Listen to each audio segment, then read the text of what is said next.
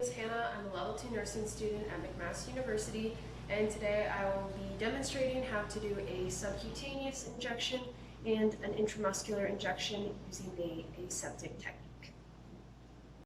So it's important to note that before you give an injection, it's very important to landmark properly, because if you don't, you could end up puncturing a nerve or an artery, as well as potential bone damage. So it is important to landmark, as well as it does affect the absorption rate of the drug if it's not properly injected, whether that's too fast or too slow.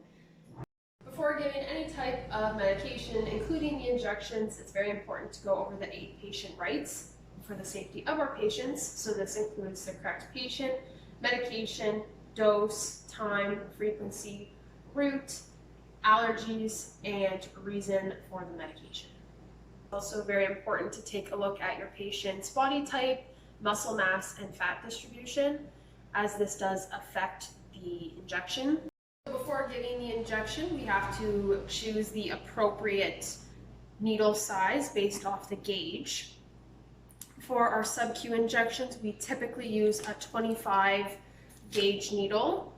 So the smaller the gauge, the larger the needle. So for sub-Q, we use 25 gauge.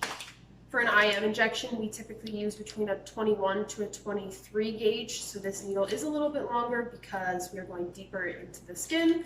So here we'll be using a 22 gauge needle. So first we're going to be giving the subcutaneous injection. So we'll open that up. This does have a Luker lock on it. Then we'll perform hand hygiene. We'll be using the blunt fill needle to draw up the injection.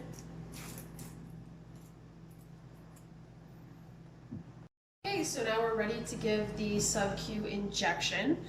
The order calls for 5,000 units of heparin, subcutaneous every 12 hours.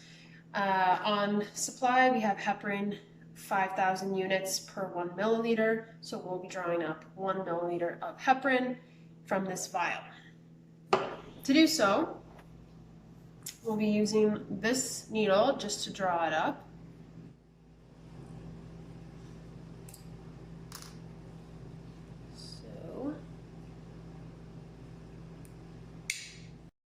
Okay, so since we are using a vial, you do have to push air into the vial before pulling the medication out. So we'll pull back on this a little bit. Okay. Then you inject it into the vial.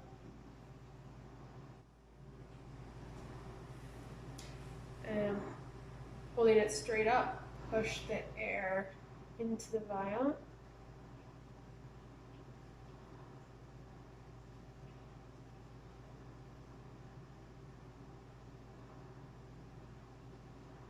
Okay, now we can pull back, and we need 1 milliliter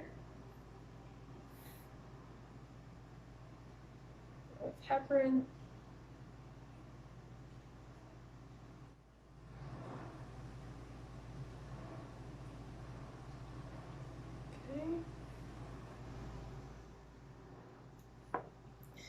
So now you want to check for air bubbles. You can flick them out. And then you want to make sure that the top of the black stopper is at your mark, which is 1 milliliter. Now that we have the correct amount of heparin in the syringe, we need to get rid of this needle. So you do it like this to avoid poking yourself. And dispose of that in the sharps container. Now we can put on the needle that we will be using for our injection.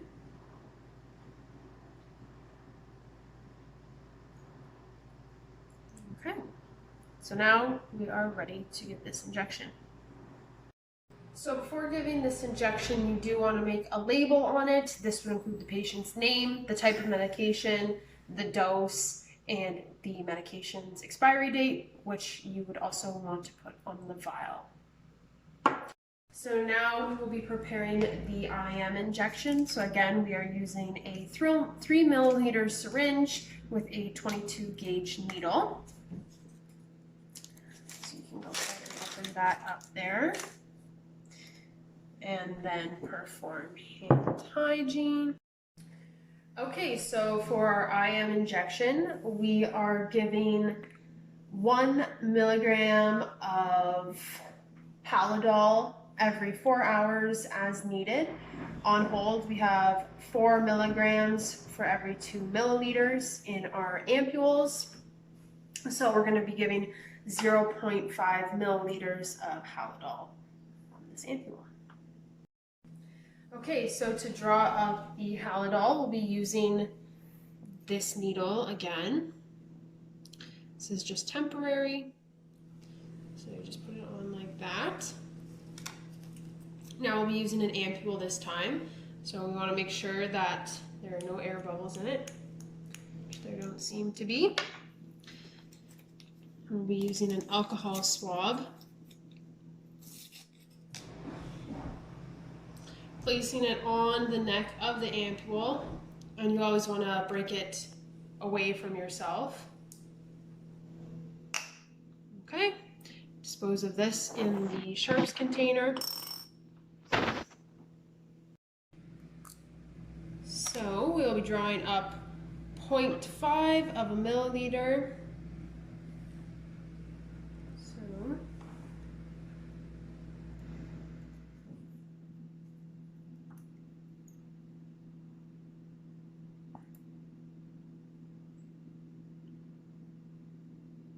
okay.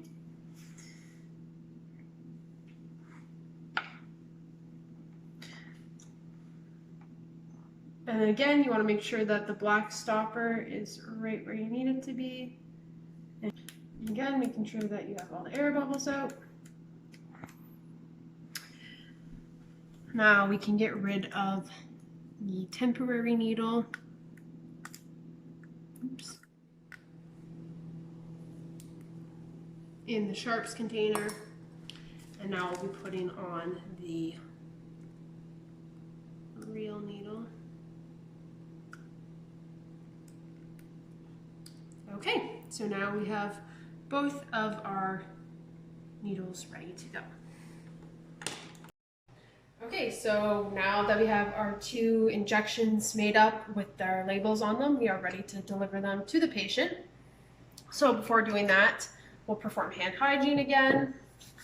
And I would put on gloves, but unfortunately I do not have any in this setting, but normally I would. Then we would go into the patient's room. Today we'll be using an orange to do our injections. And I would talk to the patient about their injections, but first I would identify them using 2 patient identifiers and matching it to their MAR, such as their wristband, and as well as getting them to state their name. Then I would explain the injections and why they're getting them today. So we'll be starting off with the subcutaneous injection. This is going into the subcutaneous tissue, so it's not supplied with blood as much as if we were using an IM injection. So this one will take a little bit longer to be absorbed into the body.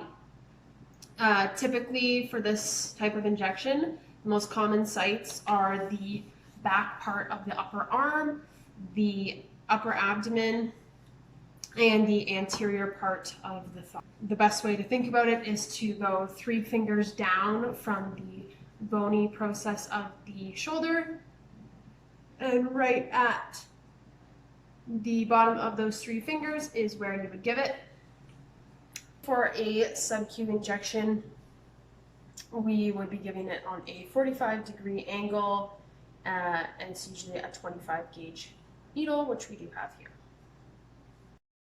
Okay, so if I were to be giving this subcutaneous injection on the backside of the arm, pretending this is the arm of Mr. Mancini, I would palpate it first to make sure there is no scars or lesions or discomfort there.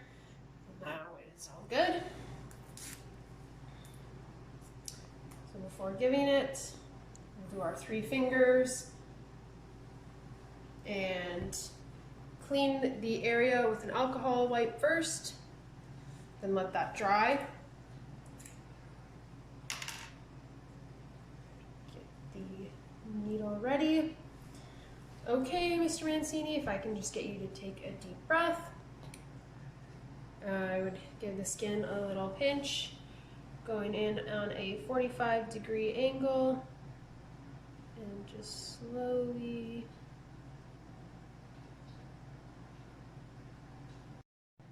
Okay, so now that it's fully been injected, and then quickly give it a clean and lock the needle and dispose of this in the sharps container. Okay, so we're now ready to give our IM injection. So these injections are given on a 90-degree angle in the ventrogluteal muscle. That's typically the preferred location. And they do absorb much faster than the sub-Q injections. So to landmark, you place your hand over the patient's greater trochanter, your thumb facing towards their groin and your fingers facing towards their head. You then move your pointer finger and your middle finger to form a V shape over their hip, and you would be giving the injection in between that V that your fingers make. So if this was the patient's hip, you get a alcohol swab ready. Landmark. Kind of hard to do on here. Clean the area.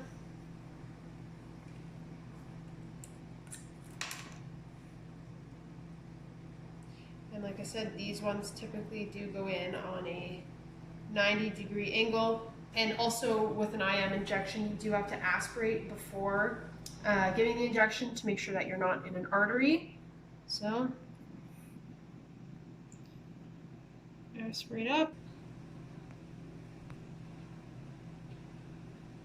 Okay. Then we use a new alcohol swab, clean the area, and dispose of the needle in the sharps container. Okay, so that is how you properly perform a subcutaneous and intramuscular injection. When documenting, I would document the time that I did this, how the procedure went, if the patient had any concerns, or if there were any complications in the procedure. Yeah, so that is all.